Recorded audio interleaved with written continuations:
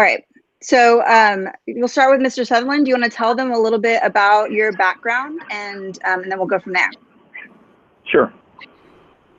So my day job is I am a transactional attorney at the law firm Kennedy Sutherland, but I've got a diversified background, spent some time in food manufacturing, spent some time in financial services at a community bank, actually working with Dean Hobbs, Mr. Hobbs at the time.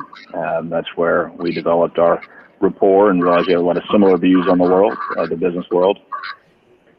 And advised the number of venture capital funds in San Antonio, including Geekdom Fund, where Mike Troy, who I think is going to be working with you sometime next week or the week after, that's where he works.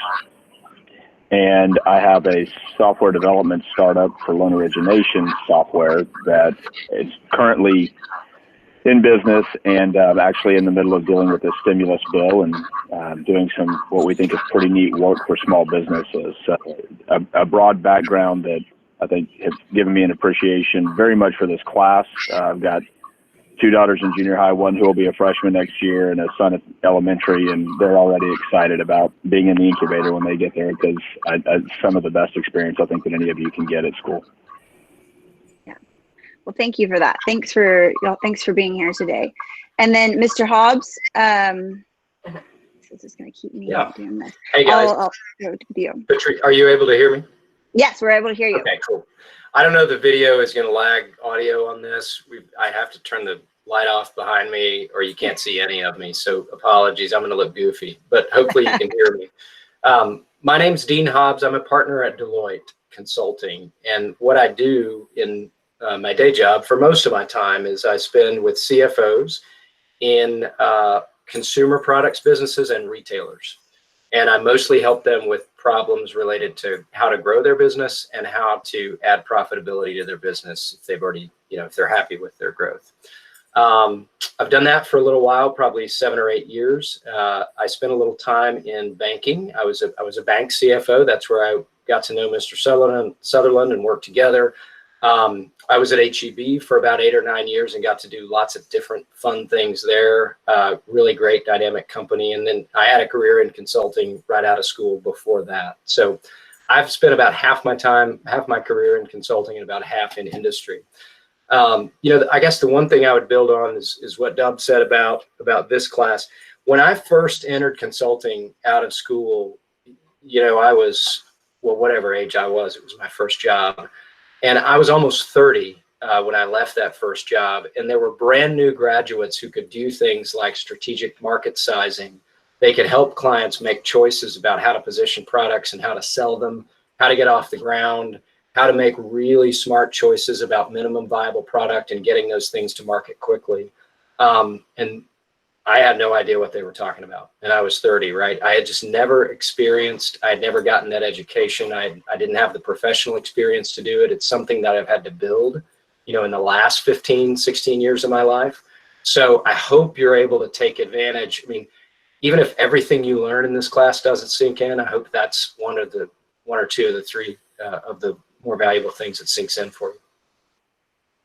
Perfect. Thank you. Well, we'll go ahead and get started. And so I'm just going to present the slides, and then you guys are welcome to just take away from there and then let me know when you want me to change slides as we go through.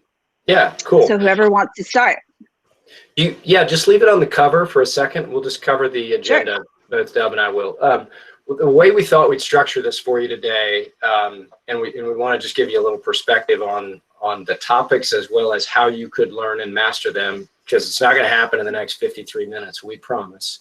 We will do our best to expose you to the whole range of topics, and we'll do our best to give you some resources immediately following today's class, as well as in prep for next week when we're going to offer some kind of office hours, some time to get back together and answer questions on your models or your pitches as they come together. And so we'll throw some more resources at you. What we'd like to do is to structure this in 2 pieces. One is why and how for financial modeling and forecasting. And 2 is how do you talk to stakeholders about that? How do you tell the story and communicate confidence? So I'll take the first part, and we'll just tell you what we're going to do, and then Mr. Sutherland will take the second part, and then we'll jump in. Does that sound good? Sounds perfect. Okay. So the way I want to structure the way we both want to structure the financial part is we want to talk a little bit about why it matters, why it's important. We want to talk about why understanding your financials at a pretty detailed level is important.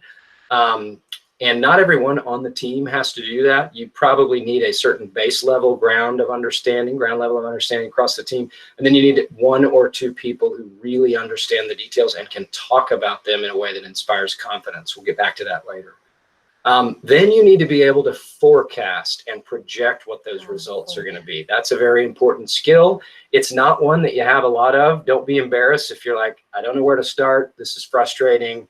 It seems like the cone of possibilities is way too wide, and I don't even know how to make sense of this. It's totally fine for you to be at that point, at this point in time. It's not totally fine for you to be at that point at the end of this semester, or if you're going to win and you're going to get funded. By the time you've stood that up, that's not totally fine. So we're just trying to help you close that gap. So one, why is understanding your financials important? Two, why is the ability to forecast that important? And three, how do you do both of those things? So we'll take you through a little bit of that, of the content of what a profit and loss statement looks like. You may hear that called a P&L or a pro forma financial statement. It's all kind of the same thing. And so we'll take you through a few of those lines. So that's thing one we want to do today. And so, Mr. Sutherland, you want to quickly just brief on what we want to do in thing two? Sure. So the second part is telling the story. And the reason that that's important, and the reason knowing that last year we did this and we started out with the financial forecasting in the broad sense. And then as we met with the teams and worked through the financial models and understood more of what was there and what wasn't, we realized that there needed to be a breakdown and more time spent really in rebuilding your financial models at this point in the year. The issue was there wasn't enough believability in the cost of goods. There wasn't enough believability in the marketing cost and the SG&A. Not because anyone's doing anything wrong, but because this is likely your first time diving into this. And that all goes to our second point, which is how do you tell that story? You're trying to bring together your idea and marry that up with your addressable market and customer base that you say exists, and then say that if we do these things and deliver on that, we have a story that says we're going to make money and there's going to be value in this company. There's an enterprise value we will achieve and we're worth investing. Now, it could be that your model is much bigger and it's going to take 100 million to do this because we're going to change the world. And that's one view. A lot of them and a lot of the businesses that I think I see based on the team info on the different Google Sheets is we're trying to build a profitable business. We've got an idea. We're going to sell a decent number of these and we should be able to make money over time. And so if you can't tell that story to an investor to get funded, then you're stuck. And the only way to tell that story is to have some passion behind it and then believability. Cool. So that's what we want to kind of cover today. So let me just start off with a question for the group. And it's totally fine if the CFO or the treasurer of each company answers. It's totally fine if he or she doesn't want to answer and anyone wants to jump in. Why are you doing this? And I don't mean like the credit, the class, the classroom, the time of day, the two great teachers you have. I mean, why are you creating the company that you've chosen to create? And so just if a few people want to just kind of weigh in and give us the quick, doesn't have to be the standard pitch, just tell us what's motivating you to do this. So I saw one that said to make money. What else do we have? Does somebody else want to type, or you're welcome to shout it out if you've got it? You're welcome to unmute, guys, and chime in. It's a really great opportunity for us, especially if we want to have a future career in business or like a business-like career. It just prepares us and gets us ready. Okay. Who else? Thanks, Blake. fix the constant water rings on the tables from a drink that's specific to their product to help people we have.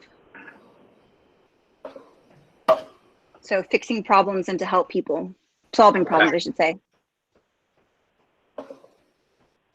Okay, and that's a decent spread. I mean, if we were to interview 100 of you, I was trying to take notes. There we go. Okay, make money, solve problems, and if we were to interview all, everybody in there, there would be a distribution, right? And some of you would be change the world motivated people, even some differences within the same team, and that's healthy. Some of you would be, get paid people. There are lots of other motivations and reasons too. So what we want to do is just alert you to one fact. Some of you want to do this as a way to create either wealth or just incremental compensation. And you want to learn how to do that, to Blake's point, even if the company that you have right now isn't the final one. Others of you really just, you want to make an impact. You have a certain thing that's touched you as an individual or someone you know, or it's a cause that you align with, and you think the world would be a better place if I can drive impact in this way. There's a lot of other motivations. Let's just pretend those are the only two. Even if you fall into the second camp and you're a change the world person, a Steve Jobs person, a Tim Cook person, you still need to acknowledge that the people who work for you, some of the people who work with you, the people who need to loan you money, people who need to make your product or help provide your service as you do this, some of those people, a healthy portion, are the get paid people. So you can't escape the need for everybody to understand what their prospects are for making their money back or for getting a return on their investment with you. And so that's point number one I just want to leave you with is, or start this with, is even if you're not the I'm creating wealth person, you need to acknowledge a lot of the people around you in the ecosystem and the company that you're creating are. And so that's the why. The why does this matter? I would say that's it. And never mind if you learn the skill or you become good at it. If you want to be successful with this company or any entrepreneurial ideas in the future, I think that's the why. So what does it mean to be able to understand your financials in depth? Let's continue with another question. For those of you who built your model, when did you do that? In the fall, like October, November? I think it was around November. Okay. And probably not everybody on the team did, as I'm getting some stage cues. But when you did that, how did you wrestle with this? I mean, it's an imaginary world of the future where you're trying to predict and forecast what things are going to happen. How'd you achieve that? Did you just sort of shrug and go, look, dude, the template has to be turned in. Google Sheets has to have 3 tabs. I need to put these inputs in and just turn it in and move on. And then we can talk about prototypes or the other things I was excited in. It's fine to raise your hand and say that was me. I just want to get a distribution. You're not winning any points by doing that. I'm just teasing. Or for those of you who said, it really frustrated me that there's no way that I can forecast this, and I wanted to be able to do that. Tell us a little bit about the journey of your skills development. How'd that show up for you? Yeah, I would love for somebody to unmute and say kind of how you went through it and what you guys did in that process. Whoever wants to take that risk for us. Yeah, Johans, if you want to go, that'd be great. Hi, thank you for being here. We did at the beginning, we did some research about other companies that do resale and how they are kind of identical to us. And so we evaluated their growth between years, and we took that as a model to do that. But it was hard because we couldn't imagine very well how good that forecast was going to be, because if the theory was right, then we will have sold like at least 15 items this month, but we only sold 3. Okay. So it has been a process of learning, and I think the MVP really helped a lot because that way we got into reality on how to predict better. Yep. Thanks, Johan. Who else?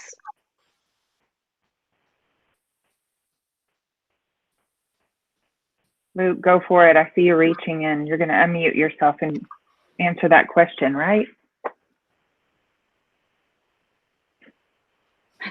Yeah, Luke, No. tell us. All right.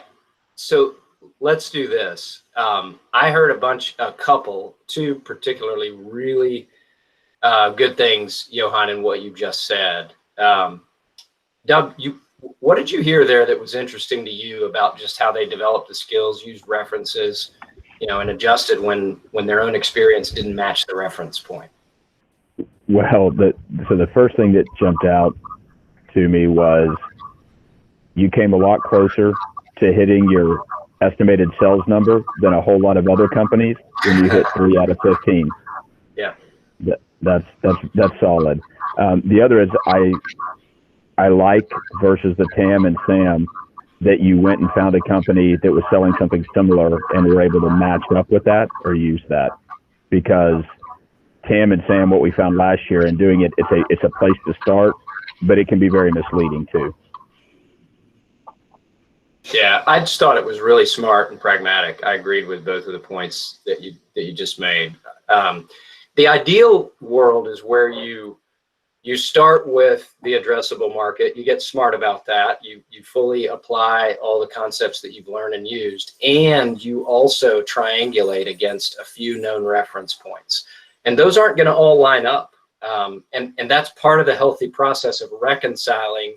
Here's what we think is possible. Here's what others were able to do, and we're not doing as well as we thought we might in light of all that information. So what are we going to change? Are we going to moderate our expectations with respect to how well we're going to do? Are we going to sell more? Are we going to change the product? Were we wrong on the MVP, value thesis? And that should spark a lot of debates within your group. I don't think you're after an argument-free experience. Sorry, both dogs descended on the room right now. You're not after 100% alignment. You're after sharpening, your thinking based on having to reconcile all those things. So, Johan, thank you for sharing. I thought that was really good.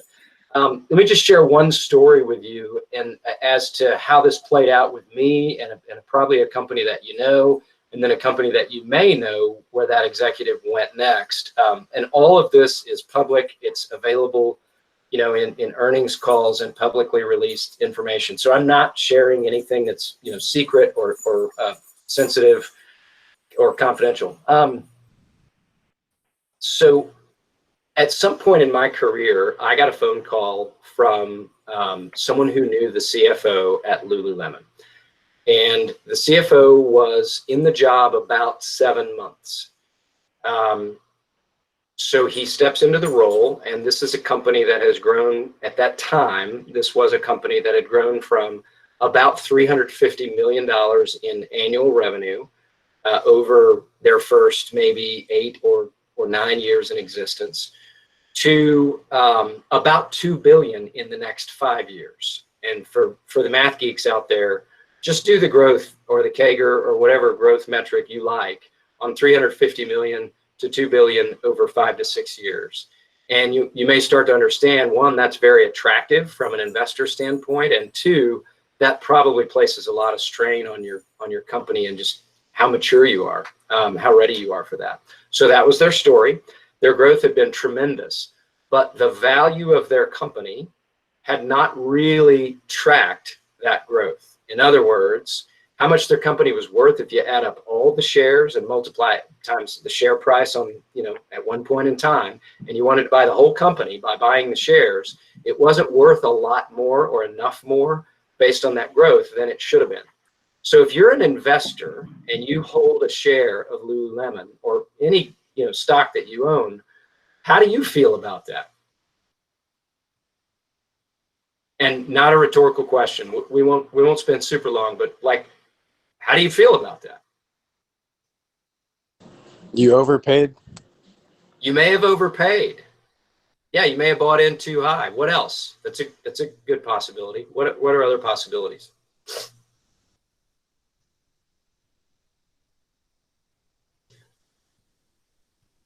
I think Liliana might have answered, but she was on mute. Yeah, Liliana, can you tell us again?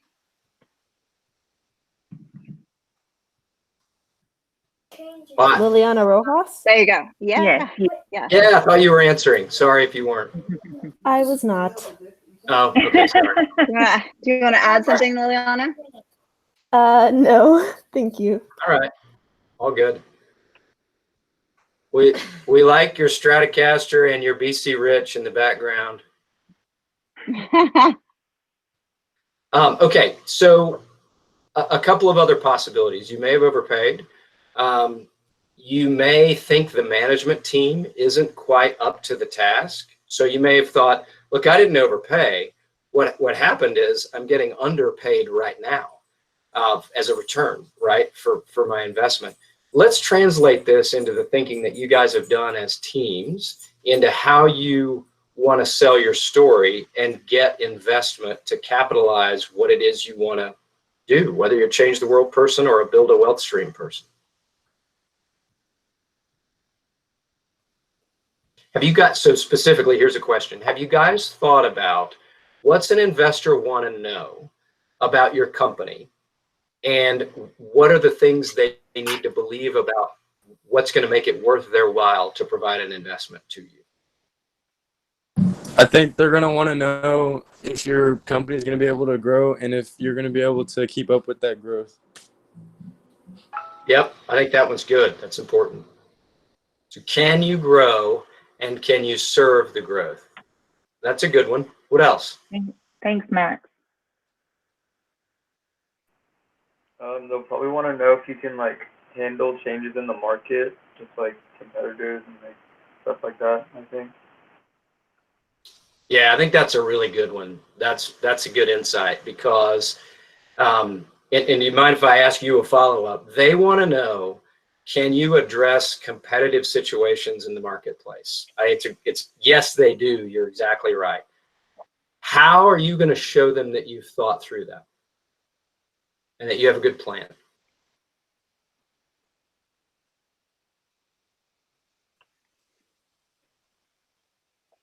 It's fine to say, we don't know yet, but have you begun to talk about that as a team?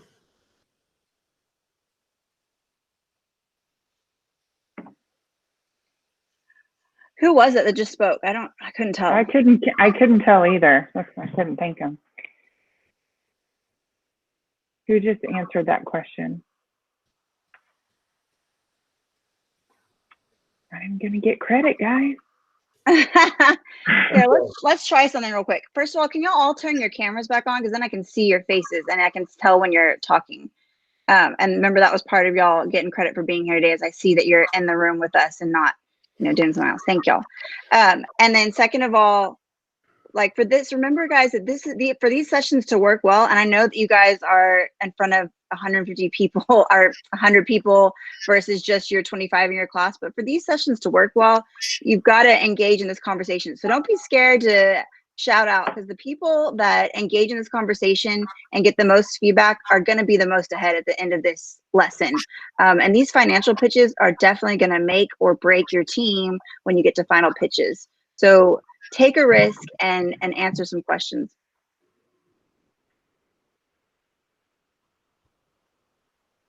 Good call. It's kind of a risk-free environment. We promise not to think bad of you if you don't have a good answer. Yeah. Conversation. Appreciate that. Well, here's what I thought we might hear, and you may have been speaking on mute or something, but here's what I thought we might hear as the follow-up, because I thought the insight was really good. They want to see if you've thought through competitive response and what'll go on in the marketplace. If you take action A, what's your competitor going to do? Are they going to take action B, and then how do you respond? The fact that you're thinking through that is table stakes. The way that you think through that is what differentiates people who receive investment from people who don't. Businesses who receive investment and businesses who don't. And then there's the next level. So getting any investment at all okay, you passed the class, you're going to get a 2.0 grade average, right? You get a C every time.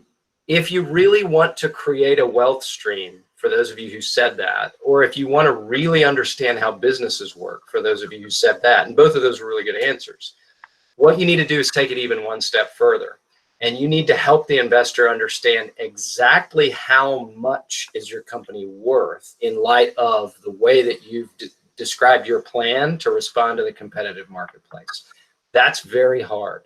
You're not going to be an expert at that in the next 32 minutes. You're not going to be an expert in that by May 1st, but some of you are going to be better at it because you've thought harder about it and practiced it than others.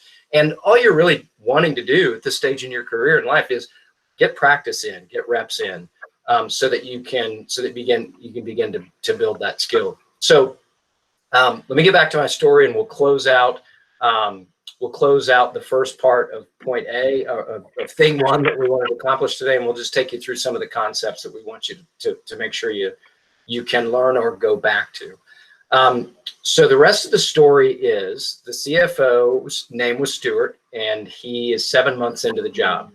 And they've had this tremendous growth, right? And he's on an earnings call. And for those of you who don't know, an earnings call is when the management team of a company, CEO, usually the CFO, and often the COO or some other executive, get on the phone and they have a teleconference with the investor community. And the investor community is represented by a bunch of analysts at a bunch of banks who cover that stock.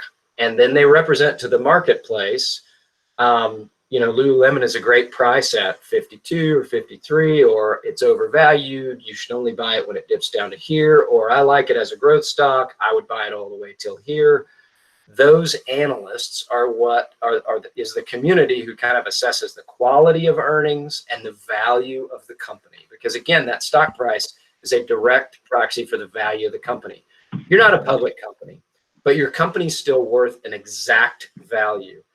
Different people are going to have different opinions on a range of what that value is, but no investor is going to give you $1 unless she or he has a picture of exactly what your company is worth.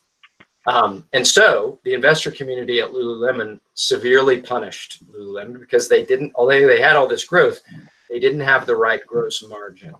I'm going to talk about that here in just a second.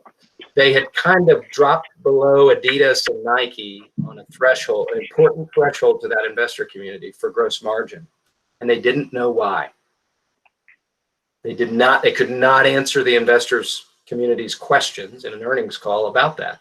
They didn't have good data. They didn't even have sort of a bluff reason.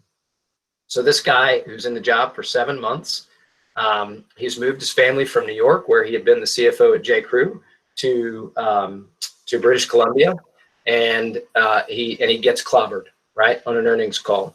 And in the next 10 business days, his company loses 30 to 35% of its value. And that's how he gets compensated. For those of you who said, I want to make money and work and learn how the business world works, his livelihood was directly tied to that. So the long story that we'll make really short is they needed help with us to have us come in and pinpoint exactly what was going on in their finance shop, to be able to project their earnings, to predict what their sales would be, and to provide the Wall Street, some confidence that their ability to understand their financials, which they had demonstrated an ability not to do, and their ability to project those financials, and then their ability to give the market confidence that they had bought at the right price and they were going to get paid back to the conversation that we were having earlier, was a believable story, and that it's a good investment. Because the market has any number of areas that it can put its cash, and your potential investors have any number of places they can put it, or not choose to put it anywhere. They can take a pass that week, right? So you really have to understand what your company's worth, and you have to be able to get to the point where you can tell that story with confidence. And that's just most of what we wanted to cover in the first piece of today. Any questions or anything that you want to talk about with your teams and what you've discussed and debated on this before we move to the next topic?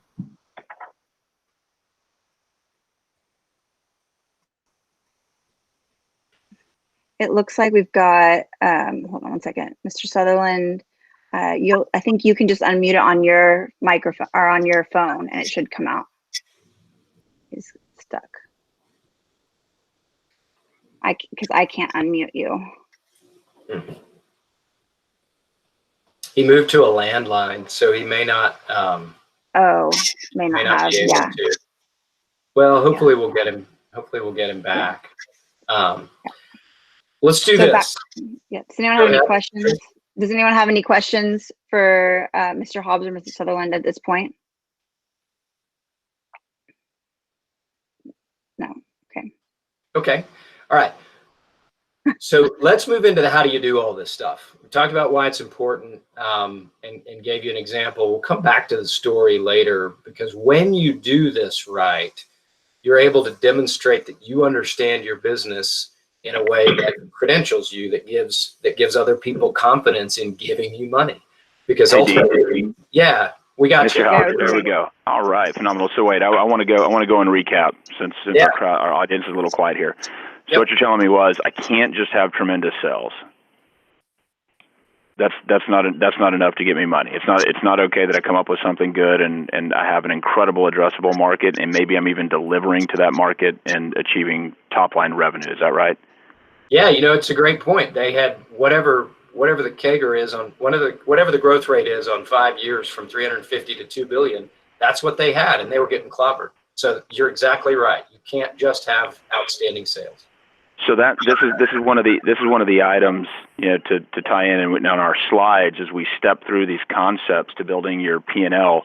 It's Mr. Hobbs' story is one of my favorites, because you're talking about what by all outsider perspectives would have been an incredibly successful company, and unless you're listening to those earnings calls and you actually are watching what the market does to a Lululemon in that case, you don't understand it. 30%, market value of enterprise value for a company to move that quickly is just, right now, given what's going on, more normal, but that shouldn't happen if you're well run. So someone's got some serious questions, and that comes because the people, so those analysts that Mr. Hobbs is talking about, are investors. Except understand this: those analysts, they went to college, they came out, and they're either waiting to go back and get, their MBA from, Wharton or Kellogg School or wherever.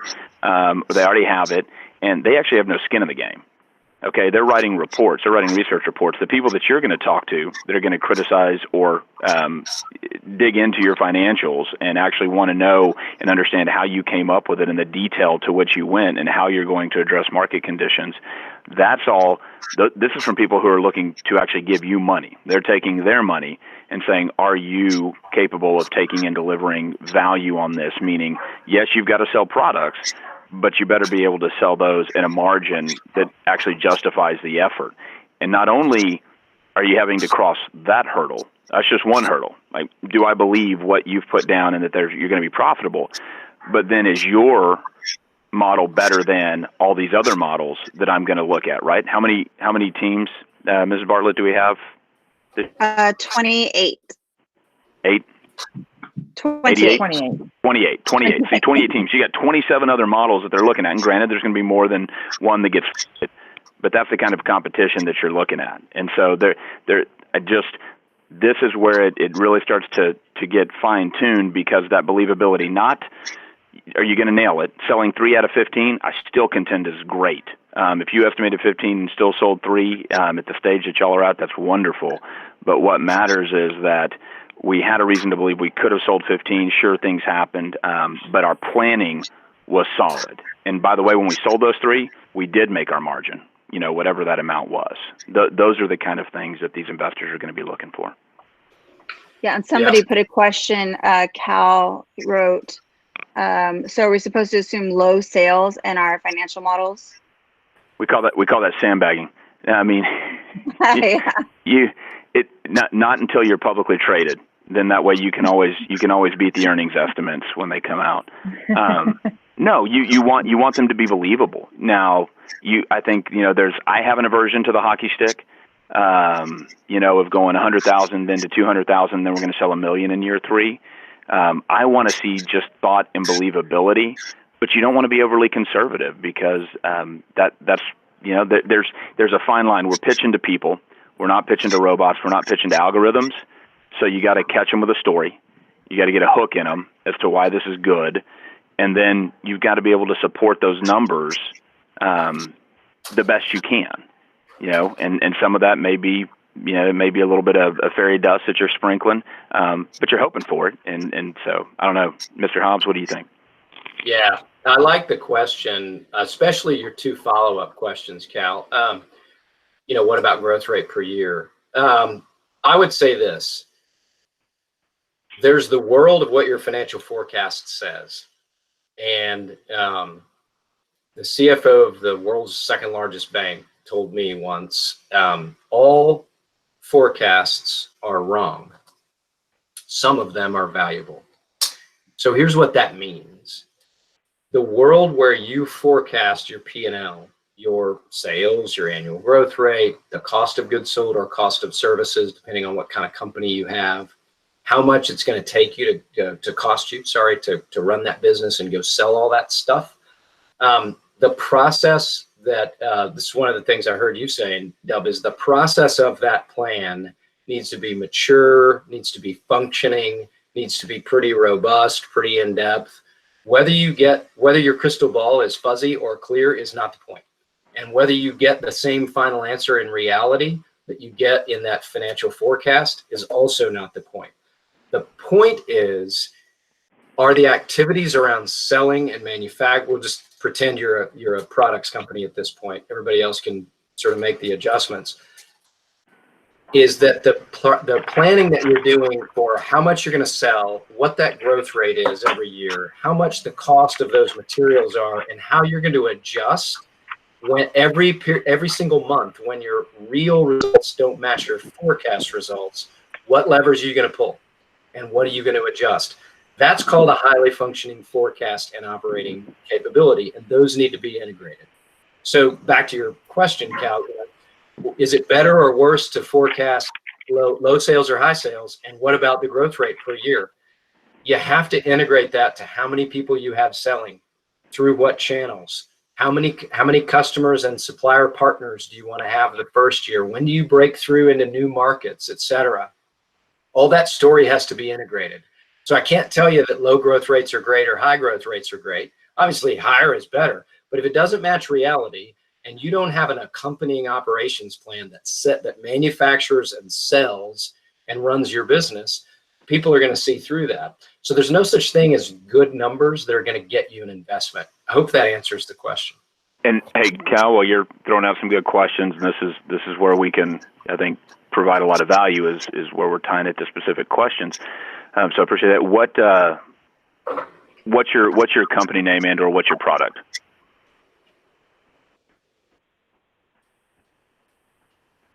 Well, we're the Cardboard Box, a men's monthly subscription for toiletries, really. Okay. Basically, just a step up from Dollar Shave Club and kind of expanding on their idea, but making it more of your products instead of kind of their based deals. Gotcha. Yeah. So I mean that's going to be, if I'm looking at that as an investor, you've got a model. I think, again, going back to one of the other the young men that was talking about comparing it to what they knew in a competitive product set. So if you've got this, no one's going to believe that you're going to achieve the Dollar Shave Club growth rates because, one, they're already out there, so you're not going to get, they've accomplished a lot. You're not going to achieve that because, I mean, who's going to, some guys just aren't going to unsubscribe, right? It's just not going to be appealing enough for whatever reason. There will be some that do, or there's plenty of people who haven't. And so to figure out what your growth rate is, again, it's just going to be based in believability. And I would say in yours, probably my investor instinct is I don't want to see something that looks like Dollar Shave Club because I'm never going to believe that you're going to achieve that. That same one because they caught the world by surprise when they did that, and this is coming after, and then there I guess were Harry's and others, right? So there's something that works, and that's where you've got to convince me that your idea is worth paying up for, or those other additives that you're putting into that kit is something that guys are going to subscribe to. and that's where the passion and the story comes in. But then I think that growth rate looks like something less than a Dollar Shave Club, and it probably needs to stay in the pretty believable range, just because it is a competitive set out there right now. I hope practically that's somewhat helpful. Mr. Sutherland, can you also remind them, they've heard the hockey stick analogy before, can you remind them what you were referring to? Sure. So if you imagine a hockey stick laying on the ground, the handle side, the long side on the ground, and then the I guess shooting end of the stick up off the ground to the right. What year one and year two, or maybe even year one, sometimes you'll see these forecasts, right? And it's, hey, I'm going to sell my 15 units and my 30 units, and then I'm going to sell 3,000 units in year three. And so we call that the hockey stick because that's what it looks like. It's kind of low and steady, and then it shoots up. And it's not that hockey sticks are wrong. It's just too many times people have seen them not work, and so they're pretty skeptical. And so when you do see that, I think there's probably a bias that jumps into investors' minds, even if you've got a great story about it. So I guess I'm going to walk back a little bit of what we were saying, Cal, on that, and maybe there is a conservative-ish model that works a little better than hockey stick, even if you absolutely think you can do that. And again, that's unless you have that world-changing model, unless you have that idea that nowhere out there anywhere else, and there's a reason that, hey, we're going to spend, and that's where it may look like we need $100 million in the first 3 years, but then coming in year 4, we can have hockey stick type growth because it's going to take us a while to build, and it's going to be that revolutionary. But those are few and far between. So most times I think that's just cause for skepticism on the part of an investor. Thank you. Let's do this, if it's okay. Let's spend about 8 minutes or so just walking you through a couple of the line items on your P&L. And then I want to make sure we have time to just tee up for you the storytelling, confidence building topic, because we'll come back to that a little bit next week during our office hours, and we'll send you some resources about that. If you were to summarize this so far, you need to understand why understanding your financials is valuable, because you're not going to get invested in if you don't. You need to understand a little bit of when it shows up as important. Just giving you a couple of examples. And what we're going to do right now is just talk you through a few of the mechanics of why. Of how. So let me ask you a question. How many of your teams initially in your conversation didn't have clarity on the difference between revenue and profit? And you don't have to make fun of your friends, but you could just come clean and be like, we sort of used them interchangeably, and we didn't understand, we didn't have clarity, or hey, that's not a thing. We totally had clarity on that. I can help answer. I would say most teams confuse those two words in the beginning, and I think a lot of that is just this was their first time ever talking any of sort of finance verbiage at all, and so yeah. I think most of them now know the difference between those two things. Okay, cool. Well, then let's flash that slide, revenue. So we don't need to go super deep into it. Revenue is where you start. It's the money people pay you for the products and services, including subscription, ad models, etc. It's all the ways that you're bringing in money, and it's all that money before you pay bills. That's revenue. To understand revenue and to model revenue, you have to understand your volume estimates. You can do market sizing. You can triangulate market sizing against known references, like the example that Johan gave. Johan, sorry, I may be mispronouncing. You have to understand your conversion. You have to understand how much of the market you're going to penetrate. All that hangs together. It's not just a template in a spreadsheet, and it needs to be believable with the activities that that you've planned for selling, etc. Pricing is a really big lever in your revenue. So understanding where you want to be relative to competition. If there's really nothing like what you're doing out there in the world, you need to understand how consumers think about it, what their thresholds psychologically are, and are you right below a threshold so that you're using elasticity to your advantage, price elasticity. Or are you right above and you want to go out there with a premium brand, a differentiated brand? So elasticity is not playing to your advantage, but the quality and perception of the experience or product is. You need to understand how all of that fits together with your revenue. And you need to start to poke holes in that whole model and go back and rerun your revenue projections over and over and over. So that's where we are on revenue, and that's the very first line on your P&L. So two things, Dub, anything I missed that we should emphasize there before you go to move on to COGS and cost of sales, or any questions from folks in the class? Can you remind them what you're referring to when you say P&L? Yeah. Yep. Good question. Profit and loss. So it's the financial statement, the profit and loss, the income statement, or pro forma financials, like we said earlier. You can use those interchangeably, but profit and loss starts with revenue, subtracts costs, gets to a margin, subtracts other kinds of expenses, and gets to a profit. Now, if that number is positive, it's a profit, and if it's negative, it's a loss. And we'll get to what to do about that later, because that's not inherently a bad thing. So P&L, profit and loss statement. Yeah. And you guys can see that on your 3-year summary tab. It shows you there. It has everything. It has the revenues and minus all your expenses at the very end, and you can see that for the first 3 years.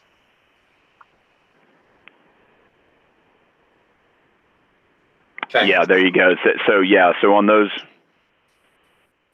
the 3-year summary tab, that's exactly right. It's a good one to look at. So you've got revenue, you've got your cost of goods, number of other items in there that total up. So you got gross profit, your margin, and then you add in your SG&A, which build and then you get to your net income number.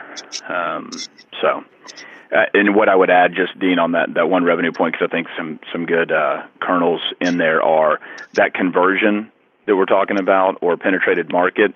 So Cal, just using yours to go back, so since we've got an example of one that I think we can follow along, is how are you sizing that market? How precise can you be? Not that you have a ton of time to do it, but how precise can you be about identifying what your total addressable market really is, and what your serviceable addressable market is? Because again, there's going to be those who just don't convert for whatever reason, and so to the extent you can explain why, how you're going to get to them, and then convince them, and then understanding that the cost per click or the Instagram ad, and just finding something to back up conversion rates on that was, I think, something that we ran into a lot last year. We're going to use social media. Okay, well, that's great, but don't tell me you're going to get 10 out of every 1,000. Maybe you're going to get 10 out of every 10,000 or 5,000, but give me some good statistics that at least support that, because I think we saw a lot of overestimating in terms of conversion rates. So anyway, and driving that revenue number, again, just trying to be able to tie it to something that is supportable and more than just a guess. And I don't think you have to be a lot more than just a guess, to Mr. Hobbs' point about some forecasts are even valuable, but I just want to know that you understand what you think it's going to take to be able to deliver on that revenue. And it's not just, I went through the TAM, I went through the SAM, and we arrived at this number. We took all the male population in the United States, and we think that 10% of them are going to like this. Yeah. Yeah, I remember them having a hard time with that, as they're estimating their conversion rates of, I think 50%, I think 60% of the people that we reach are going to be buyers, and understanding that that's probably a lot less.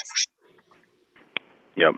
Yeah, there's plenty that maybe even want to be a buyer, and they get hung up. I don't know if y'all are familiar with A/B testing, trying to figure out the most frictionless model to getting someone to click all the way through to payment, right? What does it mean if we allow for payment through Google Pay and PayPal and, Venmo? And I guarantee you there's some literature out there that if we offer these three, you're going to see conversions, of X% more than if you just do credit card or something else. I mean, those are the kind of things that are going on in this day and age that I think you need to be aware of, because if I'm an investor and I'm hearing that, it's like, okay, they dug in, they really understand what they're going to need to do to deliver online sales.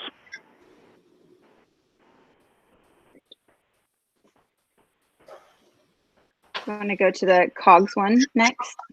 Yep. Makes sense. So, Mr. Sutherland, you want to take the play-by-play on this, and I'll do color? Sounds good. So let me pull up one of these COGS tabs.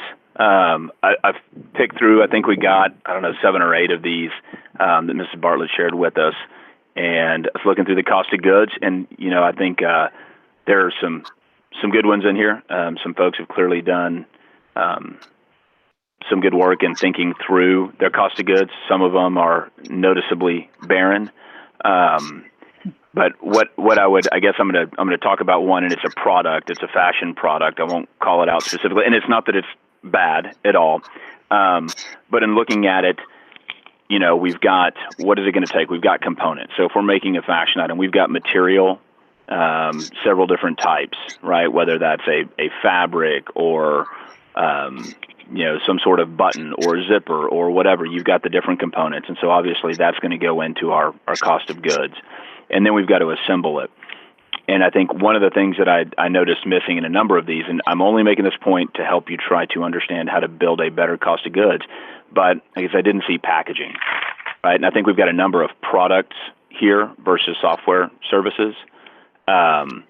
And so you did a good job. A lot of the ones that I saw that are products did a good job of gathering the actual individual components, but I haven't seen anything to show me the packaging. And, some of them, based on what I'm seeing, I think that's a lot of it. I mean, I'm sure a lot of you are Apple users, and that's one thing that they got right? I mean, they kind of, I don't know, Dean, you may have some other good examples who were before Apple in that, but I mean, when you first went and bought that iPhone, in 2006, I mean, that package, that box was something else. That was an experience in and of itself when you got to open that up. And it's the same thing for an iPad, same thing for your Mac computer.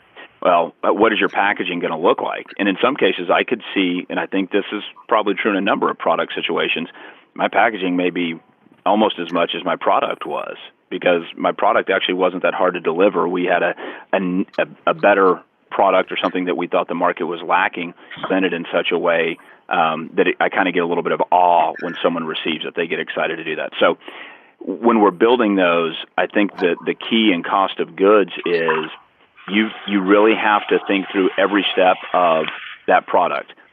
Be realistic about what it's going to cost to put that thing together, what the labor is, and how you're going to do that at scale. We got a lot of questions last year about, well, yeah, we think we'll be able to buy in bulk and we'll get it, we'll be able to get it for this cost. But you're probably not a bulk buyer day one. So that's something I'm looking for as an investor. Are you able to tell me, hey, I start out buying 100 and then I'm going to buy 10,000 later. And then you can show me your financial model year 1, year 2, and year 3. And I see your cost of goods go down. And I say, well, why is that? And you say, well, because we're selling more. We're able to buy in bulk. We have more buying power. I like that. That goes to Mr. Hobbs' point, about having believability in the model.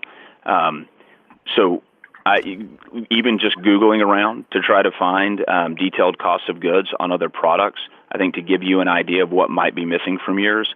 But I will tell you, if you're delivering on a product, you've got to think about how you're getting it to that end consumer and what it's going to take to put that together, because that's something I saw that was consistently missing. And then I think labor is another one, and this even goes for the SaaS side. So trying to figure out what's going into SG&A and what, I mean, in some cases, there are things like a Zendesk. So if you're selling software as a service, and for every X number of customers, you're going to buy a little bit more bandwidth through Zendesk to help you take care of customer issues and respond to those. That's something that I would want to see there. And again, it helps me believe that as you scale, as you grow, you're managing that cost of goods and you've really thought through what that pricing is. And then I start to believe your margin. Yeah, that was a good question on shipping costs. What about shipping costs? Somebody said. Yeah. I love that question, Johannes. Thank you. So inbound shipping cost, I've got to buy stuff somewhere. I got to bring it into my manufacturing process. That goes to cost of goods sold.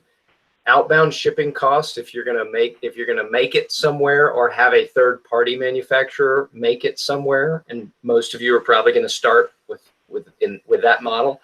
That shipping cost also goes into cost of goods sold to get it to your distribution facility. And then different people take different treatments. If you're going to sell it directly out of your own warehouse, that shipping cost is sometimes in cost of goods sold and sometimes, not. Sometimes it goes to SG&A. If you're going to sell it to someone who's going to retail it, that is part of your SG&A. So you have a few different treatments, but in general, costs that you pay to flow goods before they are a finished good through the supply chain, all that goes to COGS.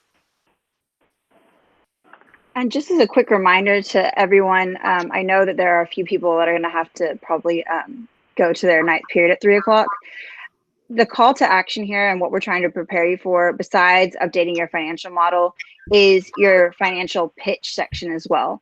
So what we're going to ask you to do next Monday and Tuesday when we do our weekly team meetings is to do a 2-minute, I would say 2-minute max probably, on your financial pitch to us, to start practicing what that looks like. And that's what we would have done as a group. You're also going to have the opportunity on Monday and Tuesday to between 3 and 3:30 to join in office hours with Mr. Hobbs and Mr. Sutherland to get feedback specific to your team. And I realize that Monday at 3 o'clock is during ninth period, but if there are people or your CFO or a group of you that can join on Monday at 3 o'clock, that would be great, because there's probably going to be less people and less questions on Monday than there will be on Tuesday.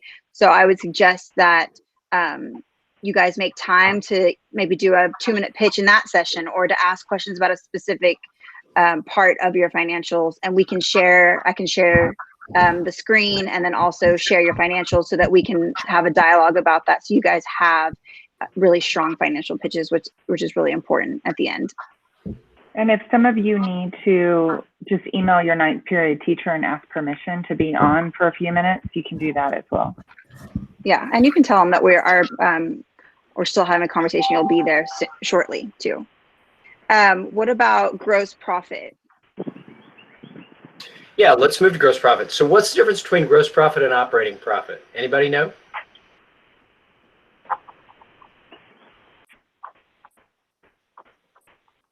It's been a while for them. Yep, no worries. It's okay if you don't.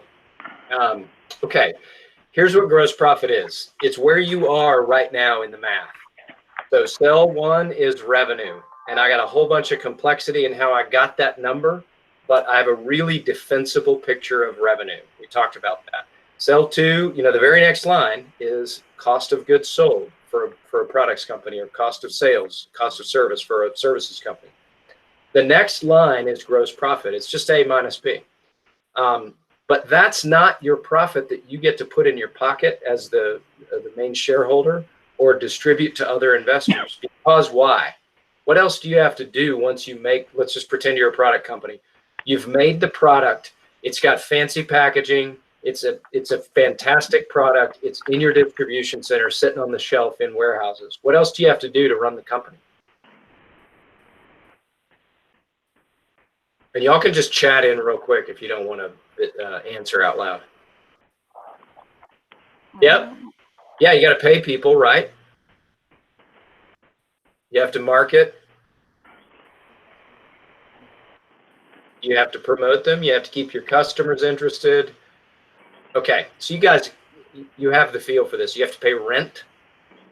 You have to pay people to prepare your taxes. You may have to have a PR agency. You may have Amazon Web Services hosting your site, etc. So all of that is SG&A. And that's how you get from gross profit, which is where we were. It's just A minus B is C, gross profit, minus all the rest of those costs that it takes to run your company. That's what gets you to operating profit. Here's what you should see, and here's how you should think about this. I need to manage my gross profit as prudently as I can as I scale.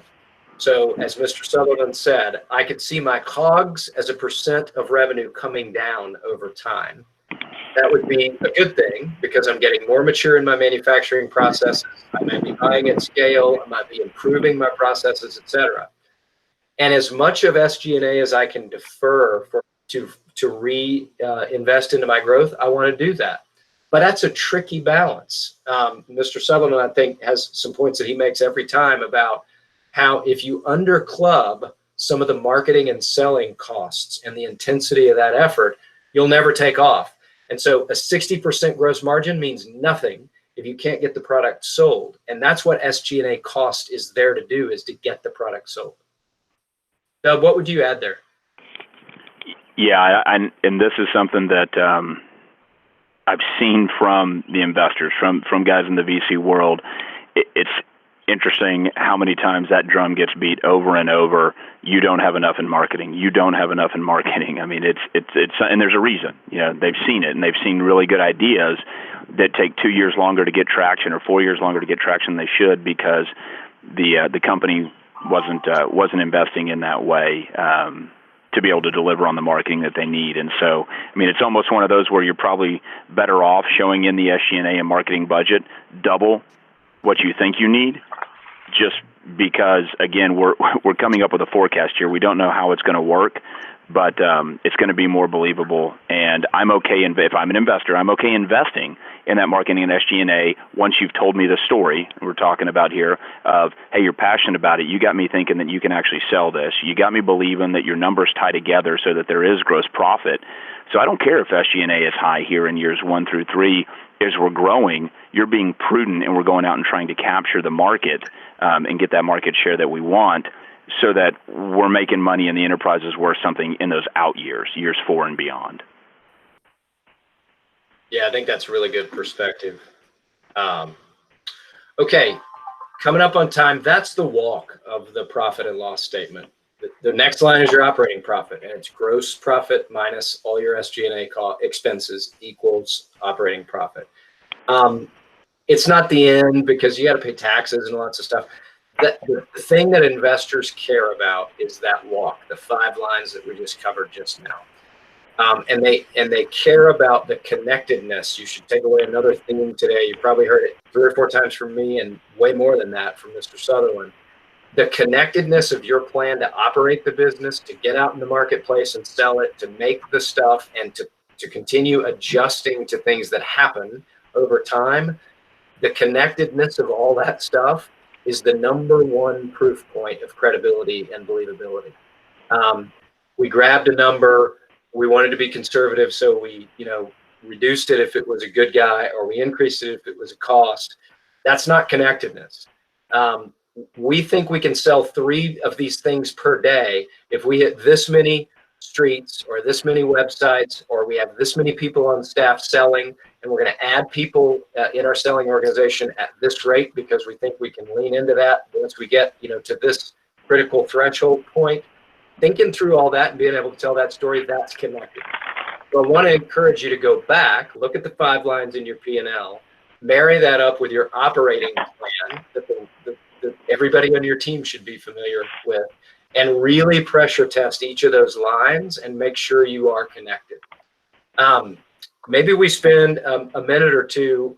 I think Mrs. Bartlett already told you what we want to do is come back to a 1-minute pitch. She's going to send you our suggestions on how you would prepare that, as well as a couple of YouTube examples, a really good one that teaches the outline, and then one that's just a funny fail for you to watch if you want to watch somebody utterly fail at this. And we'll do that here in just the next few minutes or this evening, so you can get ready for next week, and we'll be glad to make ourselves available for office hours then.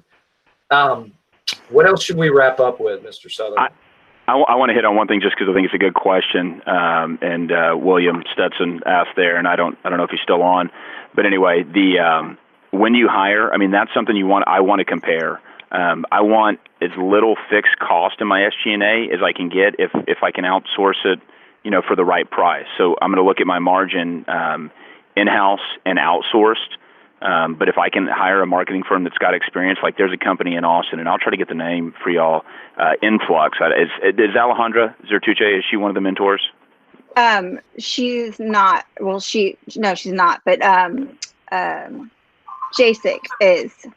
Okay. So JSIC can talk about it. They have a company that finds leads, and you can actually train them to do demos. So on the Influx software product, they're outsourcing that, and the cost per is way better than what it would cost if Influx itself tried to scale up. So I think it's a great question, and it's something you just need to explore. What is it? Is it lead generation? Is it hosting demos? Is it manufacturing of some of the products? I mean, I would what you call co-packing or third-party manufacturing. If that makes sense, if someone can do it at a good cost of goods until you build the scale, go for it. And then Liliana Rojas asked, I tried to answer so people can see it in there. You know, what's the most important thing? And I think what Mr. Hobbs and I are getting at is it's the story. It's this story, and you've got to hit on a number of things to bring that story together. But look, the history of human civilization is the history of stories. It's, you know, passion's going to sell that. I've got to believe it. I'm an investor, and I've got maybe some analytical, parts of my brain that are going to always stay engaged. But you got to convince me that you actually, like what you're doing, want to do it, and then can do it, and that's storytelling.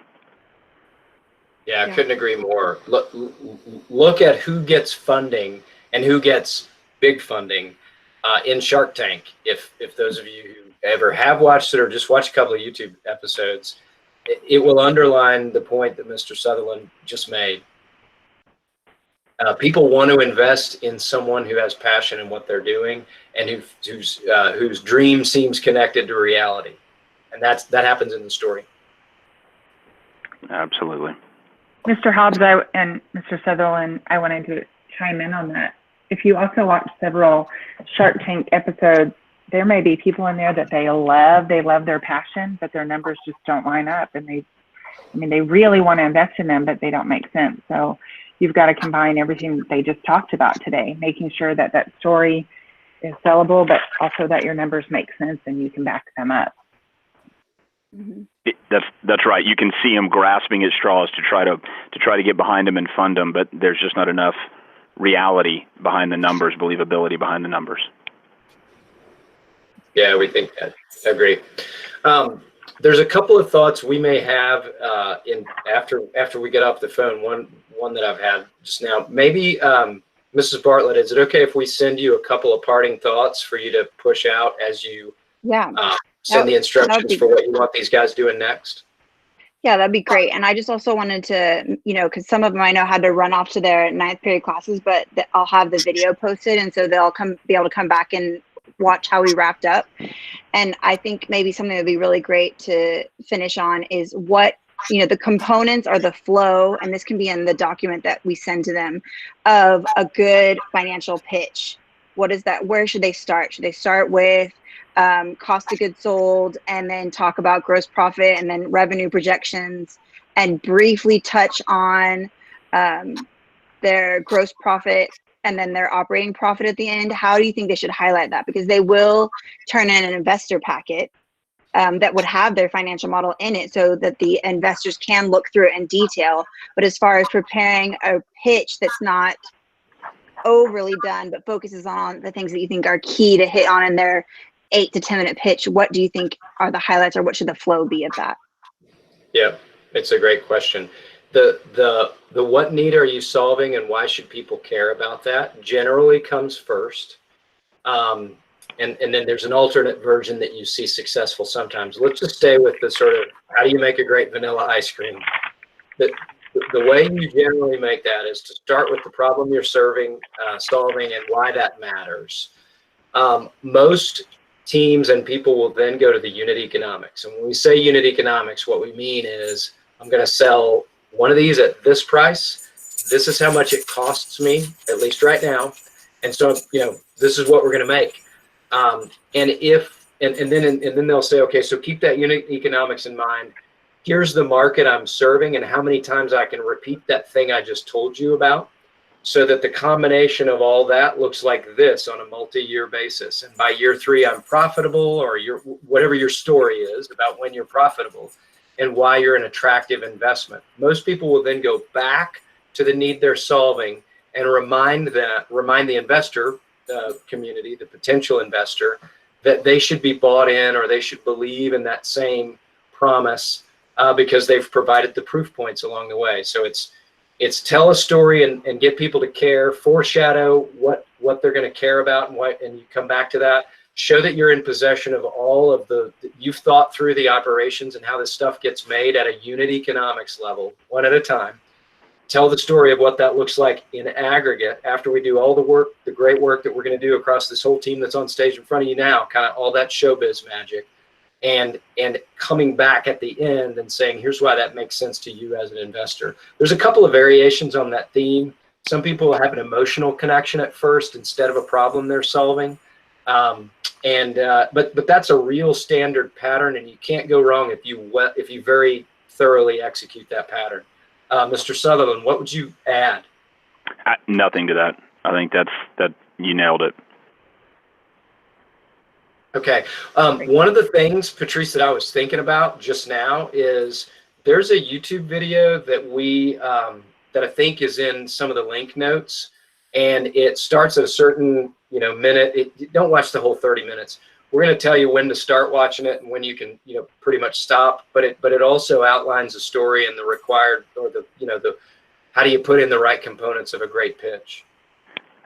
One thing I would just throw out, because we've talked about it a couple times on Shark Tank. I mean, even if it's not your show, you hadn't watched it, go watch an episode. Just and take notes on who you believed and why, which one you would have invested in and why, and where maybe you got passionate but you didn't believe that they could actually deliver on the business, or man, these guys were incredibly this group was intelligent and they seem like they've got it all together, but I didn't have a belief that they were really passionate about this. And so anyway, I think that's good practice to get ready for your pitch. Yeah, that's great advice. So for Monday and Tuesday, they'll be able to check in with you all. They'll also have time, 8 minutes with us, each team individually, where we can have them run through a financial pitch, and just, not their whole pitch, but just on the number side, so we can they get the practice of going through the motions on that. So any stuff that you guys think would be beneficial for me to post for them in preparation, as their weekend preparation, as they're preparing for that, I can share with them later this afternoon when I post your videos and stuff as well. Cool. Okay. Anything else to add, do you think, for kind of final thoughts about things you saw last year with teams, if you can, and it's kind of hard to remember back, but as we saw them pitch, any tips that you have for the actual pitch side of stuff?